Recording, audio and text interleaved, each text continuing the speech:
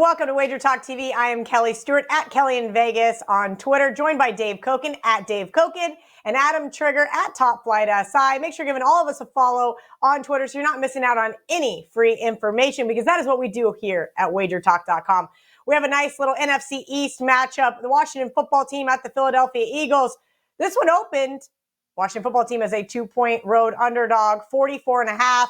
I was on the Washington football team last week, and this team got absolutely throttled for about 3 quarters, decimated with injuries and some COVID concerns. Carries on to this week. We're now seeing 9s, even some rogue 10s on the WagerTalk odds screen. One rogue 8.5 actually over with our friends at the Westgate in Las Vegas.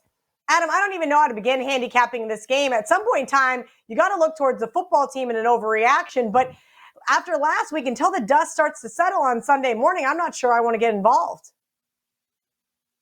Yeah, Kelly, if you're watching this video and you haven't bet this game yet, I don't think you can bet the Eagles. It's just too big of a move. Even after the open, I mean, 4.5 was sitting out there for days. So if you haven't gotten down at the Eagles at this point, I just don't think you can go out and lay a 9 or a 10. You know, even with the people that are out for football team. Heineke, that move probably means Heineke's out. Terry McLaurin's got a concussion, and they're dealing with wholesale absences due to COVID and other reasons on defense. So, really shorthanded team. But at what point does it, once it hits 10, I mean, does that mean that you could potentially look at the football team as a viable option against the spread? I think you have to kind of, decide if you want to go to battle with Kyle Allen and football team on the road. So I would say, like you said, maybe wait till game day. I mean, if this continues to push up 10.5, just from a sheer value perspective, Washington, they didn't quit last week.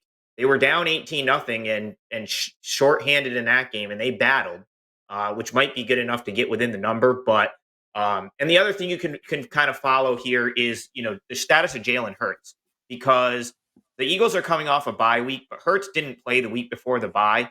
And I haven't heard a ton of info on whether he's good to go yet or not. So, if you could potentially see this line come back down, and it will come back down if it ends up being Gardner Minshew. But this is the type of game where I think you're just going to have to, kind of take notes. And if you want to go with Washington, maybe jump in now where it's at the pinnacle of the overreaction. If you're still considering Eagles, wait closer to game day and see if they have a little bit of an issue at the quarterback position where you can take advantage of that coming back a little bit. Dave, your thoughts on trying to handicap some difficult games where it becomes injury, guys being questionable? I know we've talked about this in other videos, but this is where it kind of just says, you know what, Kelly, just pass on this one. I'm going to take a little different train of thought here. The WTF or WFT or whatever, their defense is completely ravaged at this point by injuries, COVID issues. And they played hard last week. I mean, they really battled and stayed in that game against Dallas. But I don't know. I think the defense is hurting. I also think that with the loss last week, I think some people look at this and say, well, Rivera's going to keep it as conservative as possible if it's Kyle Allen playing quarterback and missing the best receiver.